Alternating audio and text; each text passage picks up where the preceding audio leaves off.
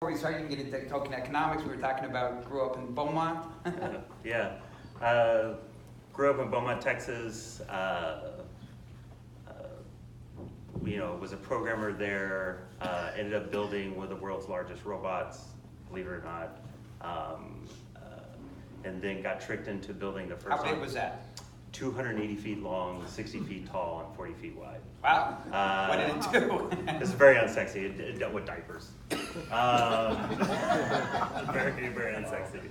Unless you're into diapers. And then got tricked into doing the first online casino in Montreal. Long story.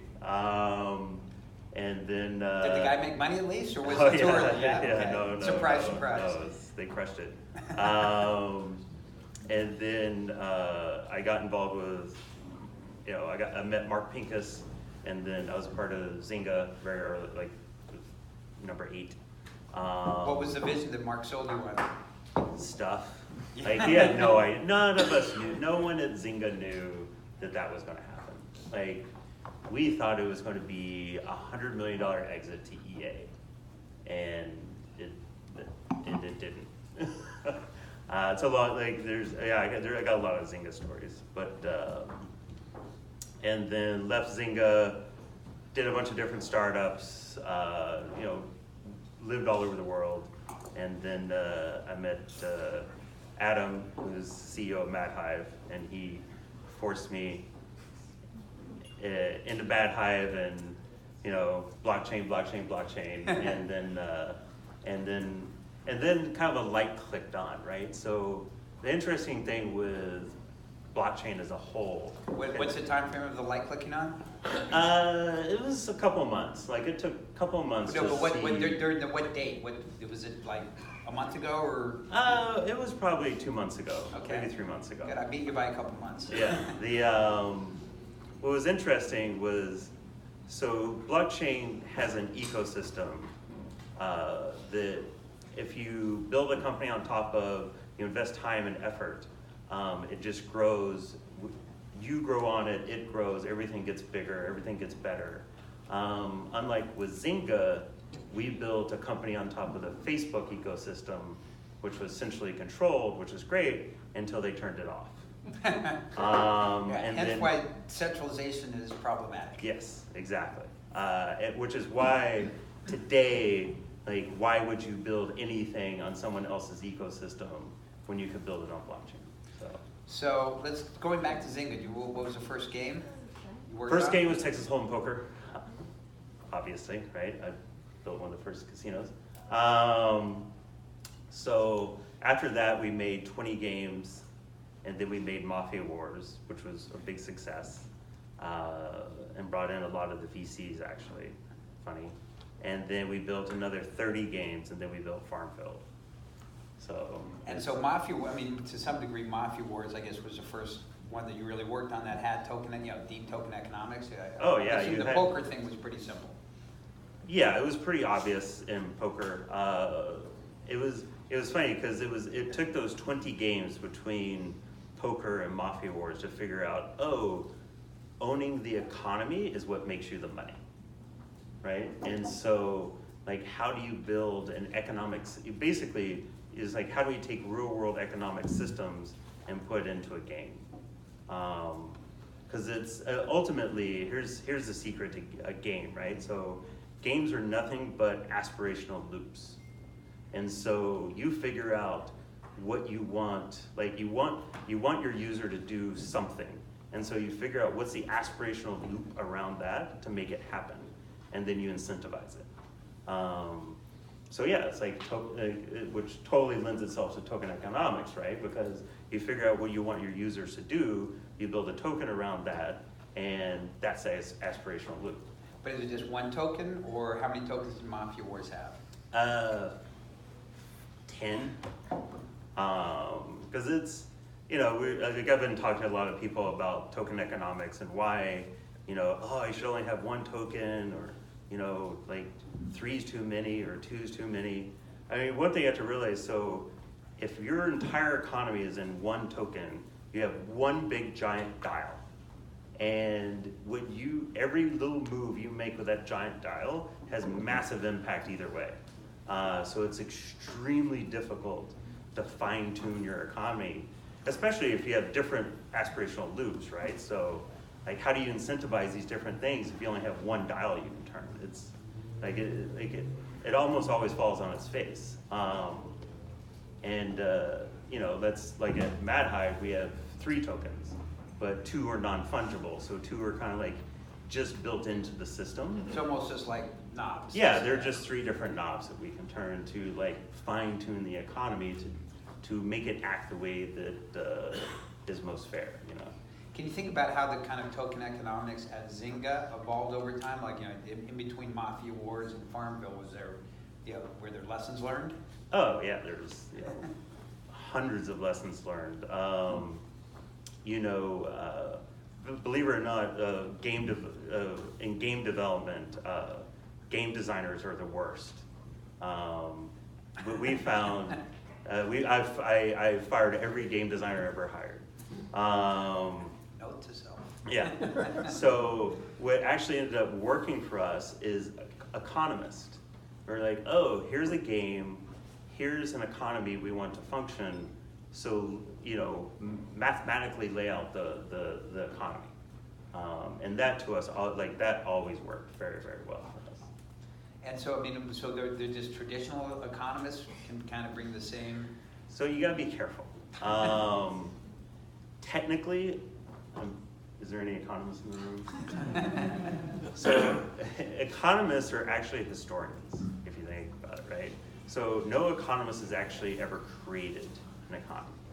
They've only ever just written the history of how economies worked, or how one worked or didn't work, right? So I've been talking to a lot of different companies that are doing tokens, and ultimately it's more of an engineer who's better at building the economies than economists. I mean, there's definitely theory that you want to take from that, but at the end of the day, they're historians. You kind of have to, creating something new is not really in their toolbox. So whose tool, you said is it really the engineers are the smartest people? Usually an engineer, yes. Or there's data scientists that, so we're partnered with Block Science, who has Dr. Zargum. He's like one of a handful of people in the entire world that accidentally got a PhD in distributed decisioning, which is a fucking blockchain. That's he accidentally got a PhD in blockchain, and it's he's one of the most useful people on the planet when it comes to these things. And where do you know where you got it? Penn. So, Ivy League. There you go. Yeah. But he's actually creating a formal proof for our whole economy. When you say a proof, how much are you going to rely on it as the gospel, or obviously you have these dials because it's, he's making his best guess? Well, every time you get a dial, right, it gets exponentially more difficult to know where the hell this thing's going to go, right? So if you can get a mathematical proof showing you the line of how the inputs and outputs interact with each other, because it's great to say what you want to happen. It's what you don't know what's going to happen. Well, right, and then the unknown unknowns. Right, and more unknowns creep in, the more dials you have. And so this could go back just for a little bit. So you talked about a lot of lessons from a token economics. What would be the other big lesson from your days in Zynga?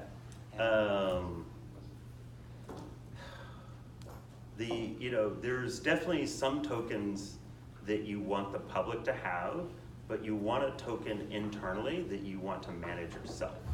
So at Mad Hive, we have a couple non-fungible tokens, but non-fungible means is they can't really be traded. So we have a couple. By that, you mean not really speculated on? Yeah, they can't. There's no speculation. There's no speculation. Yeah. They're tied to, at most a couple of different users. You can actually turn that dial. There's an ERC20 non-fungible out there. So the idea is that having a couple of non-fungible tokens inside your system gives you a couple of dials you can turn that aren't traded, which is important because now you can kind of tune your system, but you're not nervous about, oh God, like, what if gas goes up to, $1,000, and then to do a minor transaction costs a ton of money. So that's the danger of that, right? If you don't have something internally that you can dial in yourself.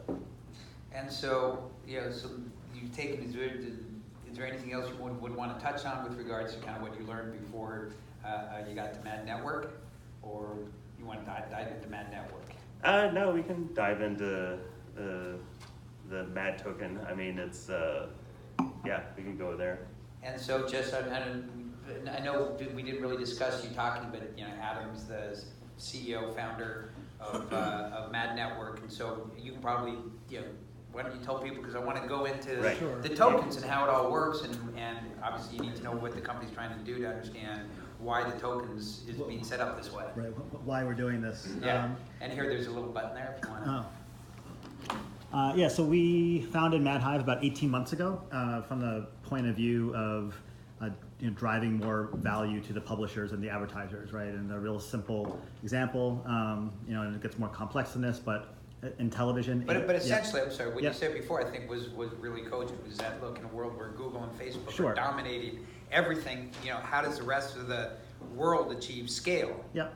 So from that point of view, so you have Facebook that owns their own ecosystem, right? So they have billions of dollars transacting in in ad tech, it's like SSPs, DMPs, DSPs, all these things. Google has all of that in one data streaming platform, and and if the rest of the world is going to compete with that, we kind of need to aggregate everybody in a decentralized manner, or all the publishers and advertisers will start going through Facebook over the next couple of years, which is obviously their plan and their stockholders' plan. And the same thing with Google, and Amazon's coming on board to do the same types of things. So we founded MadHive from that point of view, that there's a real opportunity here with publishers and advertisers, and there's a lot of people in the middle layer that take really high fees from a percentage of media rather than just a SaaS style fee. So so there's a great opportunity to fix some of the margin, and commoditize a lot of the machine learning that happens in the middle, because it's now 2017. It's funny. I wrote something about kind of thinking about what industries would be disintermediated first, right? And I thought, well, maybe the ones that just had the highest margin, right? If you get all else being equal, go after the guy with the highest margin. Yeah. And so I went out to I forget Forbes 500 list of the highest margin industries, and I bet you a lot of the industries you're talking about weren't in there, right? And they're higher margin, right? Yeah. And these are businesses that are taking 50% off the top. And the advertising technology middlemen, take 60 to 70% of every dollar. And that's that the digital supply chain worked out that way. And which really means, right, that this is probably, it'd be interesting to look at other industries. I can't think of anyone off that has that much taken off the top. Yeah, our joke is it'll be as if Salesforce charges Exxon a percentage of their bottom line to give CRM software. Right. And it's kind of what happens in advertising. So now you have this problem. Well, do you want to set up this decentralized? Right. Well, so no one can own this decentralized this ledger. Otherwise, we have the centralization problem again. So that's the point of view of this token economy. What we found developing ad tech software is unless we bring payments into a token model, it's kind of whack-a-mole, right? Because there's always ways to centralize and give favor to other companies if one company owns the money that's being passed out. So that's the point of view of the Mad Network there. But we started MadHive just building blockchain-backed technology, kind of in the vein of Hyperledger and things like that, from transparency. But it's really become clear that to really realize the true vision, it needs to be a token economy. And so, at what point did you hire Tom to help out? Tom came on, thank God, about 9 months ago. Yeah. And with what task? To be CTO, to make it happen. To make it all happen. In the past, I've been CTO of my past startups, and it's I realized it's I can't do everything, and so turns out. Turns out.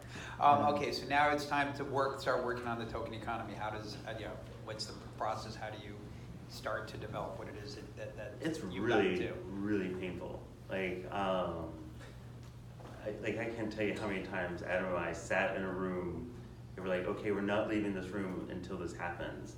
And then it didn't happen. Like, it was just because you almost have to, it's a little bit like a game when you think about it. So when you bring an economy to a game, you basically have to break the game apart of what it naturally is and then add an economy inside of it. And that's kind of what you have to do for something, right? Like you have to break apart the different pieces and say, okay, well, this is where the economy goes. I don't barely even know the word fractal. Is that never mind. Oh yeah. And part of it was also building a business so we can actually analyze what's happening, right? Right. That yeah. was a ready, like not just figuring it out. Right. Especially with an operating business. I mean, we're third largest buyer in OTT ads right now. So it's, pretty sizable already. So, the idea is like, well, how do we build an economy where, so the advertiser on this end and the publisher at this end really only want to transact in USD, and you will never get them, you're not gonna get them out within the next 10 to 20 years of that. So you have to go out with that assumption first. So we're like, okay, if that's true, then how do we have a token economy in the middle? And that's kind of where we came up with MAD token. Is more of a almost imagine like I was telling you earlier, it's like a carnival where you buy into the carnival, you get a bunch of drink tickets, and now these drink tickets you use inside the carnival, and there's different players in the carnival, and you're using these drink tickets, and then at the end of the day they go back to some system and say, hey, give me my USD or give me my dollars. So if going down to the mechanics, so the idea is you take MAD token, you stake it into our system, which produces MAD cred. And so when you Right. say stake it, Right. explain what you mean by that. So staking is the act of locking tokens up into a smart contract.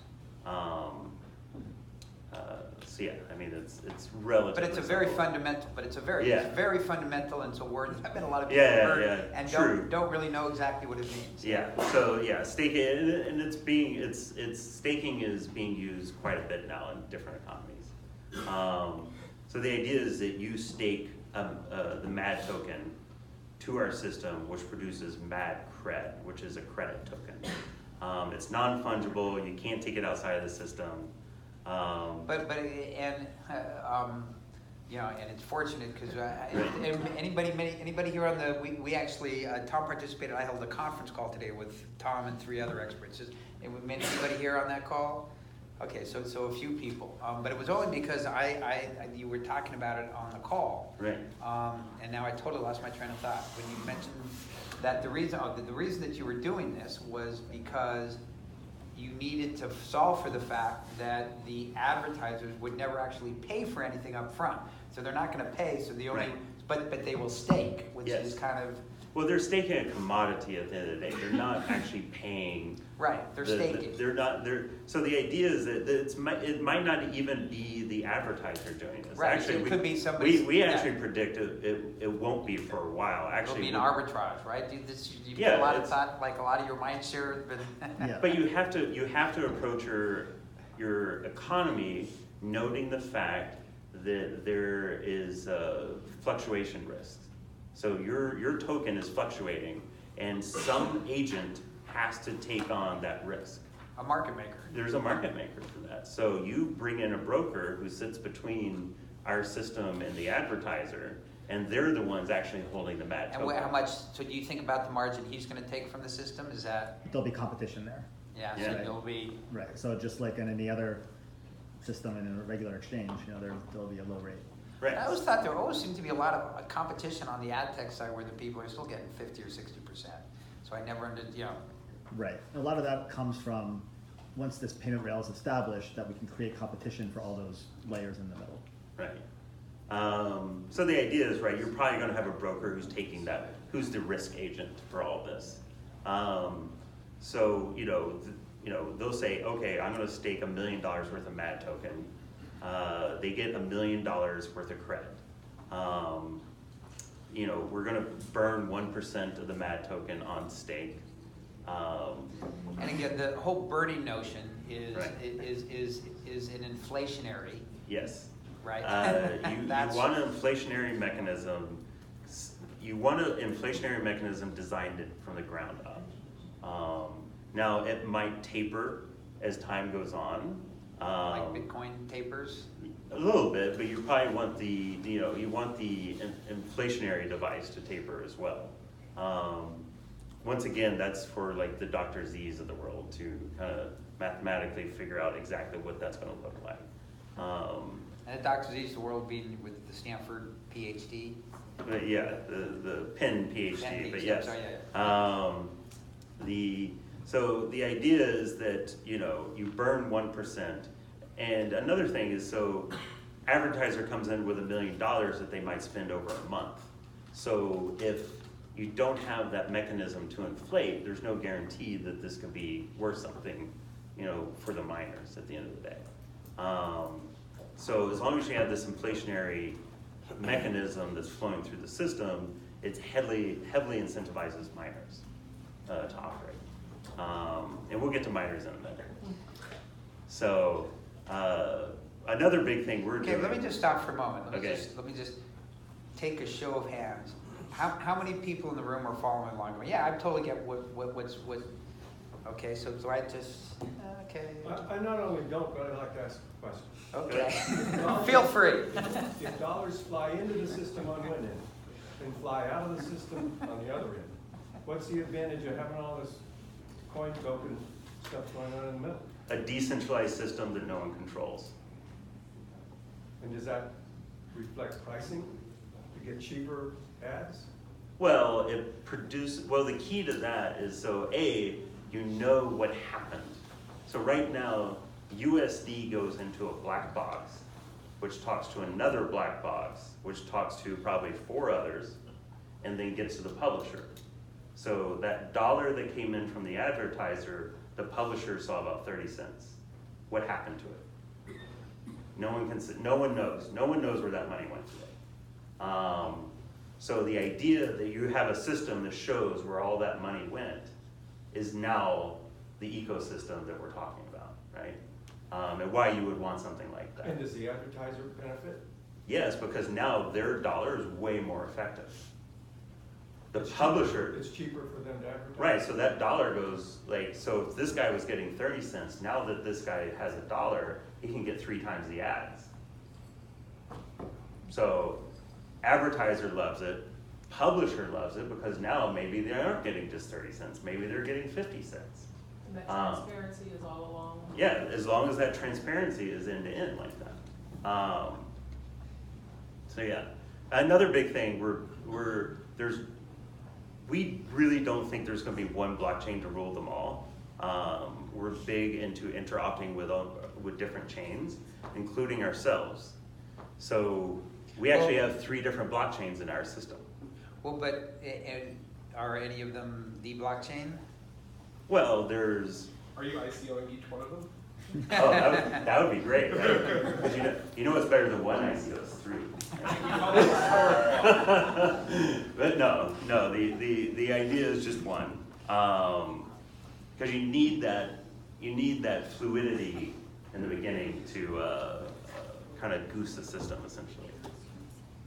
Yeah, but turns out it's complex. Yeah, yeah. Yeah, I get Well, it. you're designing an That part I economy, get. right? You're Yeah. designing an economy from the ground up, and like there's different actors doing different things, and some are going to do good things, some are going to do bad things, and like incentivizing all these people to correctly is very, very difficult. Fundamentally, it's having a system outside of the control of any of the actors that everyone participates in order to, and an agreement that we're all going to play by this rule set together. Right. And blockchain enforces that. Where nobody's advantaged, Right. right? Yeah. So if we have so another thing we're working on is a new consensus algorithm. Because why not? Based on Because it's blockchain or? well, the idea is a consensus algorithm that has context. We're kind of billing it as proof of real work as opposed to proof of work.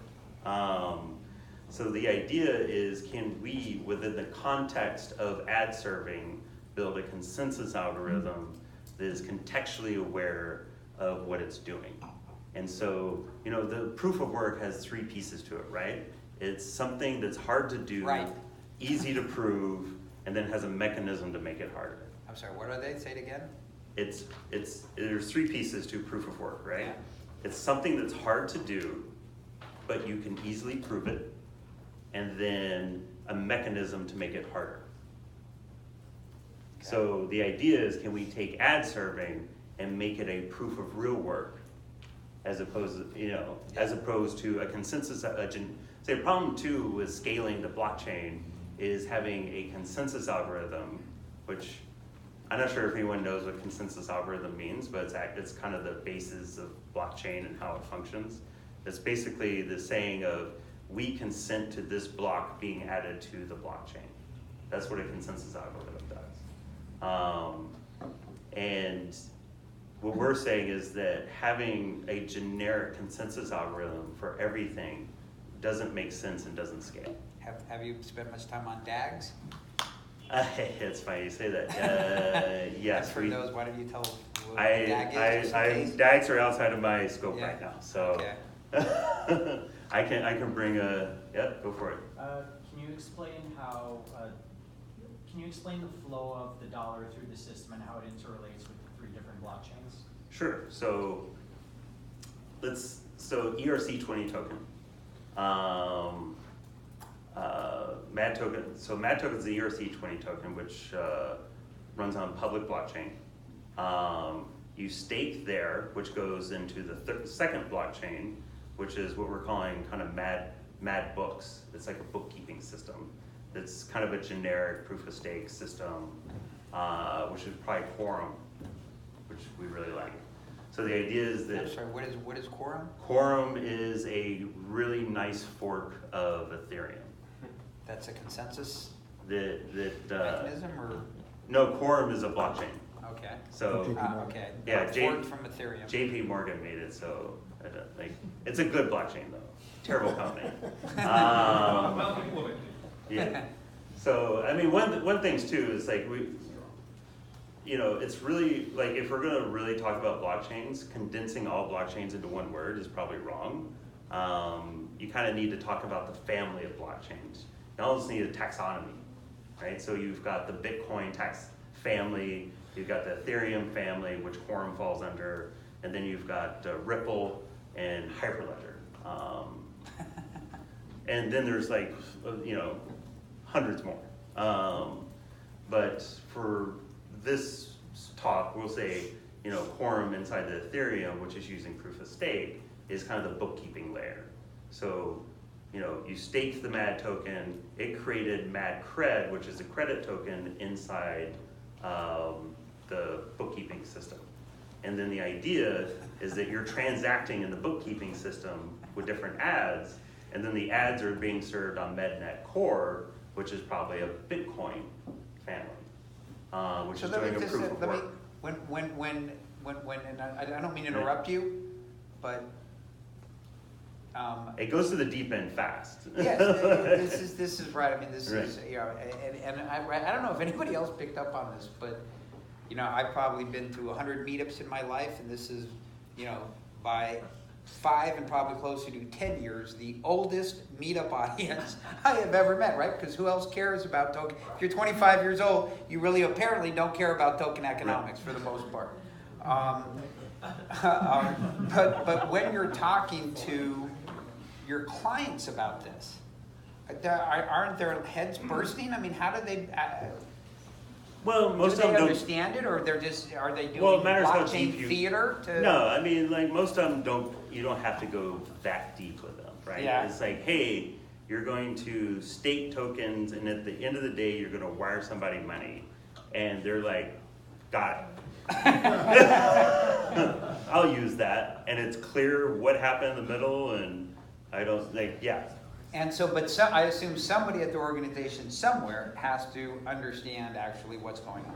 Or not? No, Or not? no. The system just works. No, It not depends really. on who the partner is, right? Yeah. And so like, we had a conversation with Adobe today, and, you know, they're very curious how all this stuff works. And then we've had conversations with other, And when you talk to them, SSPs. do they understand? I mean, do they have They- the they have context? blockchain people there, and Yeah. they really want to know how it works, but they don't understand yet. Okay, yeah. But they're very exactly, yeah. curious on how, because they want to be 'Cause- part of the ecosystem, because, They want to have a job, yeah. yeah. But then the actual advertisers and the publishers, they just, you know, the advertisers need to spend the budget, and they want more reach, to see more people. So they don't really even care, as long They as don't. they spend X and they're getting And there's Y no- plus 1, they're good. Well, And there's that's good not- measurement, and there's Yeah. good measurement. Well, that's not even necessarily true. So we know for a fact they're very, very, like the biggest advertisers in the world are saying you have to start using blockchain for the next 2 or 3 years. Okay. So, Tom, you mentioned incentivizing traditional actors, and that can probably be said across the board. I'm working on healthcare, so these are people who like cash and don't necessarily think outside the box. I guess the same thing can be said about advertisers. How do you welcome to ad incentivize- tech, yeah. Yeah, right. So the ecosystem you're describing is exactly what we're designing also for Right, healthcare. right. So how do you get people to buy in if they don't believe in this? Like they think it's cool. They Well, want their money in the end. right, so you get your money, you might get a bigger piece of your money, on this side, and then on this side, it was like, you might get to do more with your money. So you got the money coming in, you got the money coming out. So that's actually my follow-up is one, so you're talking about bang for your buck, right? Yeah, bang But for your then buck goes up Can here. you also use appreciation of currency as a selling point? Because I've had a lot of conversations with people who are skeptical about that. They're like, currencies fluctuate, I'm not gonna make more money off of this. That's, but the thing is, if you design the system right, they don't have to participate in the fluctuation. So we're making more money off of it, they're not. If it appreciates. If it appreciates, yeah. Or you let someone else, that's why we design from the ground up, there is a agent who is going to take risk. Now, the advertiser can choose to take that risk, or they can elect to have someone take it for them. 'Cause they But can they cash don't, out. but they don't have to, Okay. right? Also, one way that you can, install. Why a don't you, system- why don't you introduce yourself? Oh, for the well, job, My so. name is Jonathan Mohan. I've been in the space full time since late 2012, early 2013, which makes me an old in blockchain. And coincidentally, the last guy I had a fireside chat with. Yes. Well, actually, I was just going to say there's a number of ways to skin a cat, but what I like is if there's something you're trying to avoid, figure out a way to make another token to solve that problem. So there's actually a blockchain project called Factum, and they actually have government grants. They have like DARPA grants, stuff like that. They have real companies using them. And the way that they mitigate all of this currency arbitrage risk or mitigate those factors is they have a 2-token system. One is the tradable token, and one is an account locked non-tradable token, but is a non-fungible per utility instance token. So they do document notarization. So you have Factum, which is the tradable currency, and then you destroy Factum to turn them into factoids, which are account locked, and those can only be used to notarize documents. So what happens is they'll have clients that want nothing to do with the economic aspects of their system, they only want the utility, and then they just go to Factum and they go, issue us factoids. And they give them dollars, and Factum on their end destroys the Factum, and then just account bounds the factoids to their system. And all they know is, we wanted 100,000 documents to be notarized, we paid for 100,000 units, and when we use those 100,000 notary units, is up to us, but we locked in a fixed cost. And you find that the more real the company, the more this whole like up and down swings thing, they don't care, they just tell me the price, tell me what it costs, and let me pay it. Well, see, but for us, it's similar, right? You lock up your MAD token, which gets you MAD cred, and then that's what you use inside the system. Is a credit token, essentially. And the idea too is that, when the publisher gets their cash, they get the bank wire, they return the MAD cred to the smart contract where the originally happened. And then we actually produce the third token, which is kind of the MAD bonus token, which goes to the original risk taker. And then they can either leave it in token and hope it appreciates or cash out. They can sell the token, or so think about it, if you're a broker who's taking in deals and just, just basically locking up your MAD token. And then the idea for us is to have a bonus token that you can use in place of MAD to do the staking. So that, so if a large deal comes into the system, it doesn't necessarily have to, take everyone out. Like with a MAD bonus, we can take, we can absorb a much larger deal. So how often do you see your advertisers trading out? Or do they stay in your ecosystem? I think the broker, whoever's taking the risk agent at the end of the day, be it the advertiser or not, I see them, if depending on their deal flow, they'll probably stay in that token. You got it over here? Bouncing off your comment about breaking apart games and building economics into them, have there been any litmus tests looking more broadly at the cryptocurrency markets and using a broad definition of games, where you found you can tell intelligently incorporated economics from looking at the structure? As somebody who's not necessarily going to have the full technical purview into the token structure. Like you're gonna see someone's economy and see it's gonna go off the rails? Yeah. Yeah, sometimes. Sometimes it's super obvious. Are there litmus tests or heuristics you found that are generally useful, or is it really a first principles process? Just no. Like, having done, I've been building games for 20 years, so, you can usually just tell when someone, like, you ask 2 or 3 questions, and you usually know within those 2 or 3 questions is like, okay, well, this, you're not disincentivizing people correctly to do bad things. That's usually what gets most people. Do you play an active monitoring role, or are you relying purely on the protocol to enforce eco behavior? Both. So there's so no, you definitely lay out like, okay, this is how the system's going to work. You try to leave in a couple of different numbers you can tweak. So that would be your monitoring and you're kind of adjusting. Because like maybe we decrease the amount of MAD bonus that is paid out when the cred is returned, which over time actually does decrease and goes to 0. Or how much do you burn when the MAD token gets staked, or how much money goes to the miner when the ad is served. So yeah, those are kind of the dials you're turning all the time. And yeah, you would need to monitor, you have to monitor the economy as a whole, what's going on. So do you generally spend this amount of time talking about token economics with investors? Depends on the investor. Yeah? Yeah. Are there ones that have really Yeah, died? like the Digital Currency Group and Yeah. Finbushi and people like that really care. And are they able to add value, or they just want to understand how it's working? Well, they add value in the sense.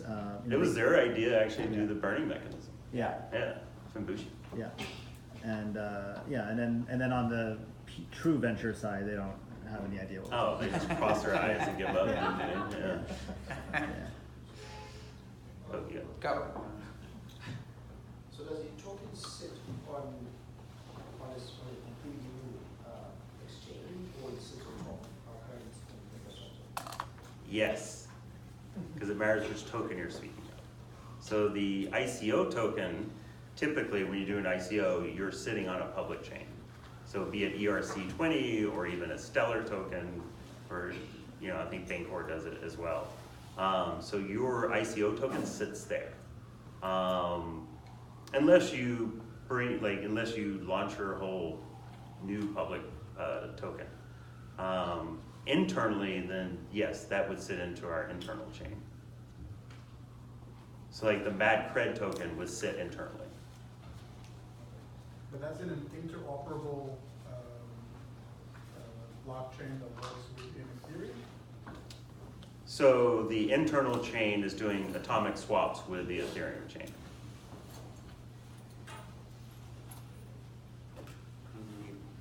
Quick question, if in your comments about multiple blockchains or families of blockchains, some of the flexibility that comes with that, does that mean that forks are a good thing? Or could you comment on this? Well, that's not yet. Well, it matters why you're doing the fork.